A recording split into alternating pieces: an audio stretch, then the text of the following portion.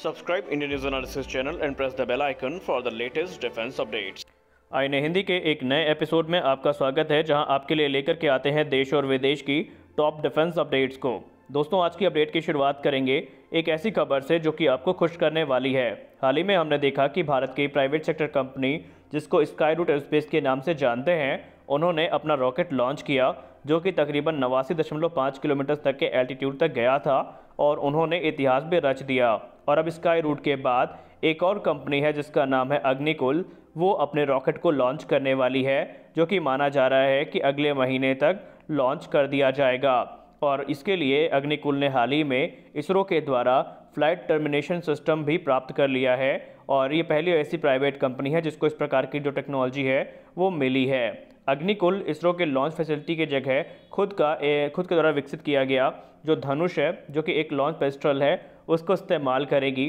और इसी से जो रॉकेट है ये लॉन्च किया जाएगा। माना जा रहा है कि धनुष को विकसित करने के पीछे का कारण ये है कि जो मोबिलिटी है वो हर प्रकार के कॉन्फ़िगरेशन के लिए काफ़ी अच्छी रहे और आने वाले जो लॉन्चेस हैं वो इसमें से किए जा सकें।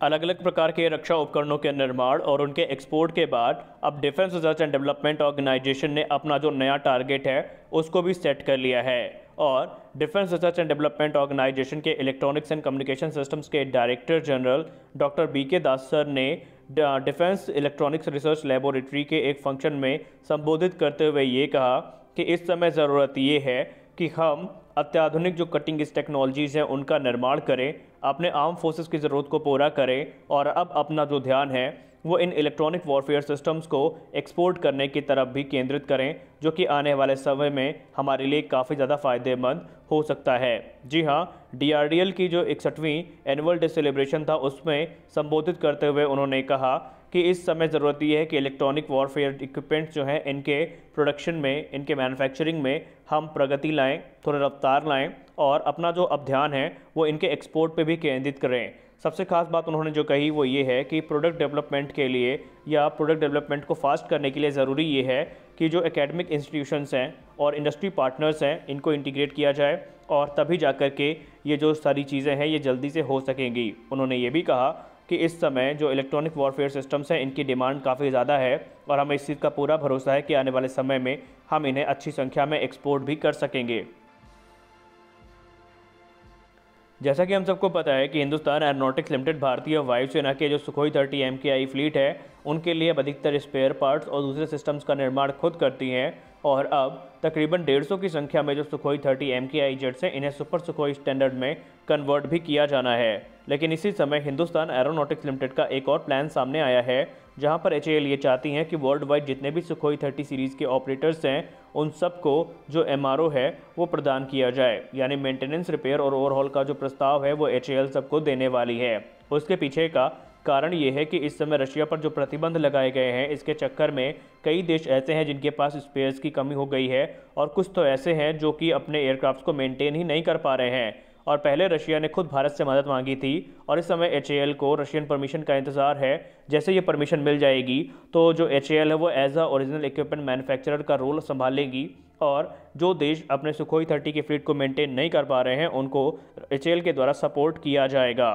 और माना जा रहा है कि HAL इस चीज़ में पूरी तरीके से परिपक्व भी है, क्योंकि हाल ही में हमने देखा कि इंडिया का जो प्लान है वो अपने रशियन ओरिजिन के जो सुखोई 30 जहाज़ हैं इनमें से रशियन ओरिजिन के जो इक्विपमेंट्स हैं इनको भारत में बनाए गए इक्विपमेंट से रिप्लेस करना है और अधिकतर जो कंपोनेंट सुपर सुखोई प्रोग्राम में इस्तेमाल किए जाएंगे वो मेड इन इंडिया ही होंगे, जैसे कि AESA fire control radar, full digital cockpit, electronic warfare suite, weapons और भी दूसरी चीज़ें। तो यही सारी चीज़ें या इसी प्रकार का जो सपोर्ट है वो उन देशों को भी दिया जाएगा जो कि इस समय रशिया से मदद के अभाव में अपने जहाज़ों को मेंटेन नहीं कर पा रहे हैं।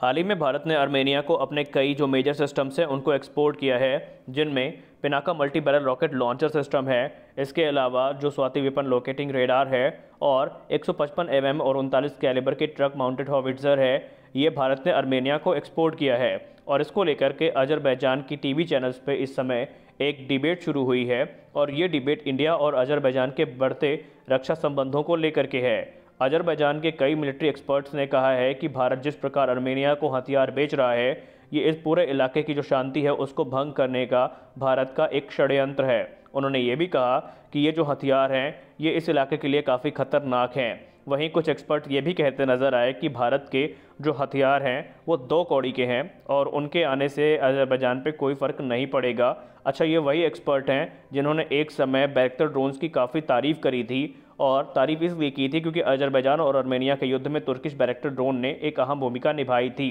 क्योंकि अज़रबैजान के पास कोई भी ज़्यादा ऐसे इफेक्टिव एयर डिफेंस सिस्टम नहीं थे जो कि इस प्रकार के ड्रोन्स को इंटरसेप्ट कर सकें। और ये वही ड्रोन्स हैं जिनकी असली औकात रूस ने दिखाई है, और यूक्रेन के दर्जनों बैरक्टर ड्रोन्स ने बिना अभी कुछ किए ही ज़मीन का रुख कर लिया था। यानी अज़रबैजान जो कि खुद घटिया इक्विपमेंट्स का इस्तेमाल कर रहा है, वो खुद आर्मेनिया पे यह आरोप लगा रहा है कि आर्मेनिया भारत से जो घटिया इक्विपमेंट्स हैं वो ख़रीद रहा है। शायद इनको अभी भारत के इन हथियारों के बारे में सही से पता नहीं है।